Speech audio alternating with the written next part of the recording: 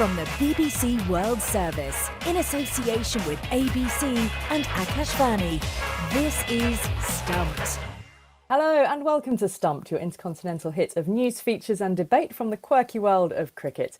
I'm Alison Mitchell, back in London after my trip to India, and I really hope it's not as long until I next go, because it really was good for the soul to reconnect with the country and also to learn so much more by being on the ground about what's going on in women's cricket in particular, and you'll hear more about that in the show this week. I was also at an event with Joe Root since I've been back, of course talking about the Ashes, and the hottest topic by people in the room was the fitness Jim Maxwell of Pat Cummins. Yes, it's Jim Maxwell here in Sydney, and that's the news of the moment, although it's been around for a month or so now that Cummins had a back problem, and it seems to be so serious that he's at least going to miss the first test. He might miss the whole series. These back injuries, as Cummins found early in his career, if it is another stress fracture, he's got a hot spot there, pretty serious. And with 5 tests in 7 weeks, there's a chance he won't play at all. And I'm Prakash Wakankar for Akashvani, back in Pune for a little bit. Was with Alison and with Charlotte in Mumbai. Lots of things going on around the cricketing world, as Jim mentioned earlier. Rohit Sharma, Virat Kohli going on the trip, but as players, and so young Shubman Gill to lead them. That's leading to quite a few interesting discussions on the sidelines. But we'll see how that all pans out in a few weeks' time. That's Charlotte Swift, our Stumped producer, who is out with us in India. Well, great to have you with us, Prakash. Coming up in this week's show, we'll hear from a former India captain on how she and the great Sachin Tendulkar teamed up to help make Harmanpreet Kaur the cricketing star she is today. But the Women's World Cup is now in full swing, with matches taking place across India and Sri Lanka. And Prakash was, of course, in Mumbai when India and Pakistan were facing each other in Colombo. So we sent him out to see if he could find somewhere to watch the match. Well, we've been sat here at the social in a lovely plaza and a mall just outside the city of Mumbai along the racecourse area. And we've been sitting here with our colleagues for about three and a half hours watching the India-Pakistan game. And now we're just beginning to see if there are people who might be following it, have a view on this. And we're going to try and talk to some of the patrons who've been here in this jam-packed bar that we're sitting in. Hi, sir. What's your name? I'm Sanket Gaikwad. So, Sanket, there is a India-Pakistan game going on in the Women's World Cup. What are your views on it? Are you watching it? Are you following the tournament? What do you think? Actually, I'm not watching it. I'm totally against it. Why do you think you're against it? No, we should not play cricket with Pakistan. Right, let's get another reaction here. What's your name, sir? My name is Kunal Patel. Kunal, you're sat here, you're enjoying this afternoon with your friends. What do you think about the cricket that's going on? The Women's World Cup, India versus Pakistan. Are you watching it? No, I don't watch cricket in general. I don't watch it at all. Even if it was a men's game, you wouldn't follow it? No, I don't. And is that true of your friends in general as well? That they don't follow it? What do you think? I think my friends might watch it, but I don't follow cricket in general because I don't like it that much. Okay. This is literally something that is against Indian culture, because most of the men, they follow cricket like religion. All right, let's go and hear another view from someone who's actually part of Kunal's friends group here. You're sat here with the 2 big screens showing the game. Have you watched any of it? Do you follow it? Do you have an opinion? Just an opinion, the Indian women's cricket team is just throwing the wickets away. They're playing very loose shots. Even on the slower balls, they are trying to hit the balls, but not exactly getting on the bat. And where do you think this game is going? We're at what, 164 for 5 in 37 overs. Do you think India are going to manage to get enough to win? If they can get to 220, 225, they have a chance to win. But I think India always wins against Pakistan, so they'll definitely win. Here's a gentleman sitting with some friends. What's your good name, sir? My name is Tanmay. You're here with friends. 3 ladies, are they watching the game? Are they following it at all? Are you interested? What's your view? India versus Pakistan. They both are not interested in cricket, but my sister, she's my real sister. Okay. She's interested for that. India, Pakistan in the World Cup, the Women's World Cup. India favourites. It's at home being played in India and Sri Lanka. What do you think? Like, we only support India every time. Safe to say a range of views. Prakash, I think you might have found perhaps the only person who said that he doesn't watch cricket in India and it's sort of not part of the culture.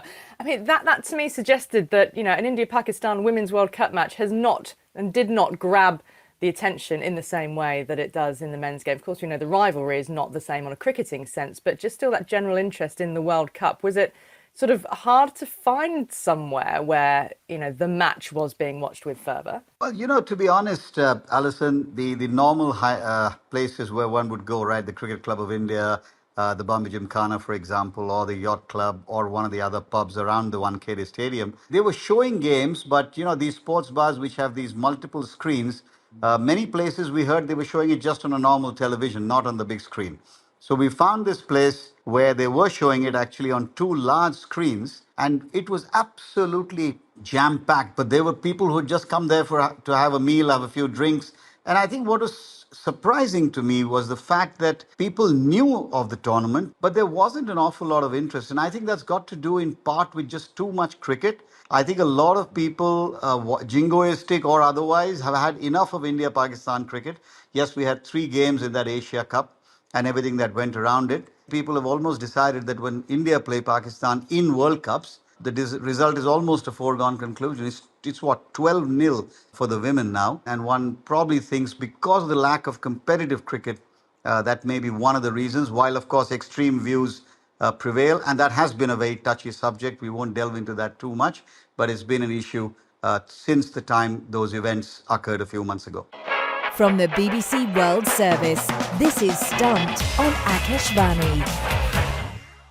Right, next on Stumped, a visit to the Mumbai Cricket Association, which was part of my trip to India, where I'd also reported on last week's show from Guwahati. But the MCA, as it's known, is it's like a grand building, large gateway, a driveway up to the entrance. It houses an indoor cricket academy as well as outdoor ground, a huge gym and a central grassy courtyard, which is charmingly called the Sparrow Garden. But I went in through the wooden panelled foyer, up the central staircase that was adorned with, you've got photographs of past and present Mumbai players, so Sachin Tendulkar, Yashasvi Jaiswal, a huge gallery of photographs of Mumbai women's captains as well. And then at the top of the stairs, we found former India captain and ICC Hall of Famer, Diana Edulji, who represented India for 17 years and led the side at both the 1978 and 1993 World Cups. She's now an advisor for the Mumbai Cricket Association and told me about a talent hunt that they've started to get more women into the sport. Yes, it is unbelievable. It started with the men where people who have never played before, and never realized that they could play for Mumbai. We went around the 5 centers and we invited people. Now this year we are starting for the women and we've got a huge response to that. How many turned up? About 2,500 girls have applied, to come, and we've got 3 centers. We are now thinking of a 4th center because it's getting congested a bit. So that is what is important. And we have our summer training camps. We are teams which come here for practice because of the monsoons. 3 months, 4 months, we are just without any outdoor cricket. So what we have decided in the last few years, we send our teams to places where there's hardly any rain. And we tie up with that association to give us the grounds, train ourselves, plus play a few games with them. So that also helps to get you into match fitness before the tournament starts. And how important are those players who have come through Mumbai, who are now representing the Indian national team? How important are they as figureheads for those youngsters who are in the under 15s, under 19s, aspiring? It's very good. In fact, unfortunately, we've only had Jemima so far, and now 2-3 girls are there, Saili Sadgare, Saima Thakur. We need to work on that and see to it that more Indian women team is represented by the Mumbai girls. There are many talented women players, senior players who are in this thing. I can name, in fact, one girl, I should name her, Ira Jadhav. She's an under 15 girl. She is playing in all age group levels, We'll remember her name, certainly. Tell me about your relationship with Harmanpreet Kaur. I read somewhere that you had once encouraged Sachin Tendulkar to write a letter to help, was it to help Harmanpreet get a job? Can you tell us this story? Yes, definitely. See, I was with the railways. I was a sports officer with the railways. And we do a lot of recruitment, and women's cricket survived all these years was because of the railways. It was a lifeline for railways. Can you just explain how that works for people outside of India who don't understand the significance of railways? See, Indian Railways is one organization, government organization, which gives jobs, and not only contracts but permanent jobs. To a number, 40 odd games are taken care of. When Mr. Madhavrao Scindia, the late Madhavrao Scindia, was the railway minister, this was in 1984. I approached him, and because I was already in the railways, and I said, I would like to meet you. And he said, what do you want me to do? I said, I want women cricketers to get jobs, and I want them to come to railways, and because that was the only organization that was giving jobs. So immediately he agreed, and at that time it was under Women's Cricket Association of India. So there was no money for women's cricket, so the players had some financial security. The job was the most important thing. I think railways have recruited over 3,000, 4,000 girls and are still recruiting. So Harmanpreet was one of the good players. I saw how she was playing in the domestic cricket. She was struggling to get into Northern Railway in Delhi and in Punjab where she was. And I spoke to her. I said, what is the problem? How come you're not getting in? She said, I don't know. I said, okay, you come to Mumbai. I'll work on it. I requested Sachin. I said, I need a favor from you. And he said, what would you want me to do? I said, this is Harmanpreet Kaur, current captain of the Indian team. She was at that time the captain also. So Sachin said, what do you want me to do? I said, I want you to write a recommendation letter that we would like to ask the railways to recruit her. And he immediately agreed. Unfortunately, the people sitting in Delhi did not agree. I rang up the chairman of railway board and I said, if the god of cricket, the Bharat Ratna, he's Bharat Ratna, is recommending someone and you say no, then who are you going to say yes to? So you might as well shut shop and let's not have sports on railways then. So he said, cool down, don't worry. You come to Delhi and we'll sort the issue out. And do we say the rest is history? Yes, absolutely history, absolutely history. And 2017, when she came back from the World Cup, I was a COA member. I know when the team entered the final, I immediately announced a cash award for 50 lakh rupees for each girl. I was, haunted for that. How can you give a cash award for team entering the finals? We've never had it before in BCCI. I said, well, it's encouragement. Team has entered the finals. It's a good thing. What if they win? I said, I'll double it. There's no harm in that. Let the women do it. Let them earn something. Unfortunately for us, that 8 run, where we panicked a little bit and got some run outs and all that, and we just couldn't cross the line. But that 2017 World Cup was a turning point for women's cricket in India. They became household names, especially Harry. I call her Harry because that innings she played of 170 plus was something out of the world. And, I've had people ringing me from Hong Kong and, it was late into the night, but the bars were open, people were watching the finals, and it was unbelievable. And best part is, you come back as a losing team, but you're treated as if you won the World Cup. The Prime Minister of India called us to his house for a tea party. He said, don't worry, you've not lost, you've won our hearts the way you have played. So that really changed the outlook. It opened the eyes of everybody. Sponsors started coming in, individual players started getting endorsements, and that is now an upward graph for women's cricket. So would it be an immense disappointment if India achieve anything less than victory in this World Cup now? Absolutely, because we've had a number of World Cups now. 2 finals we've played, few semi-finals we have played. What is happening, I don't know. But I think this team, this is a very well-balanced side at the moment. They've got the experience. They've come back from England after beating England in both T20 and the ODIs. And we had a good 3-game outlook with Australia here, which was also good. And I can't see them losing. We should not depend only on one or two players. I think this is the best chance.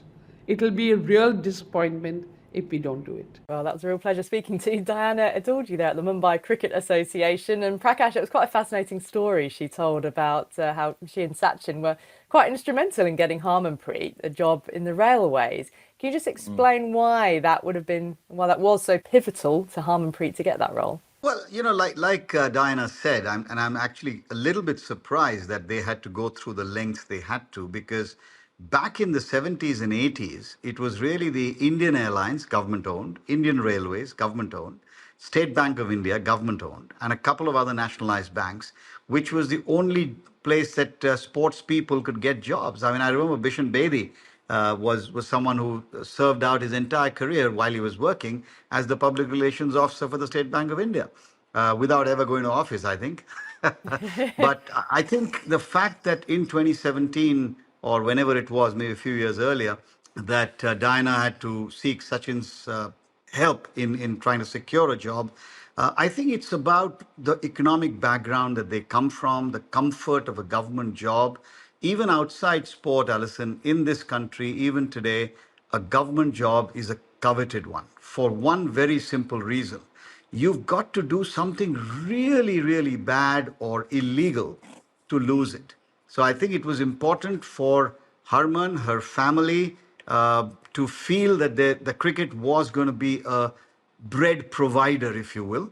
And I think the way she's performed, which they wouldn't have known at the time, just made sure that it happened, which is, I think, why it was so critical that she got a permanent job. That's the key word, permanent. Well, that's all we've got time for on this week's Stumped for Akashvani. Don't forget you can follow us on X. We're at BBCWS Sport and use the hashtag BBC Stumped.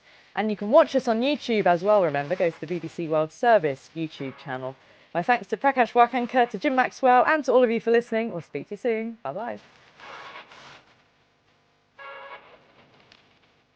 Stumped is a BBC Sport production for the BBC World Service in association with ABC and Akashvani.